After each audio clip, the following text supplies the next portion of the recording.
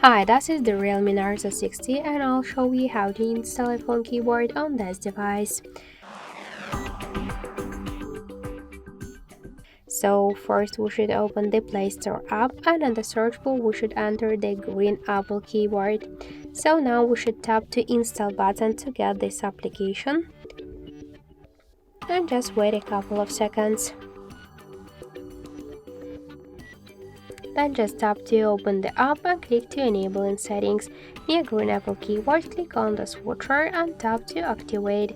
After that, go back, click to switch input methods and switch your current keyboard to the green Apple keyboard.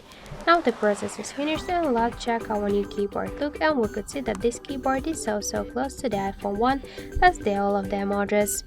So that's it, thank you for watching, and if you like this video, leave thumbs up and subscribe.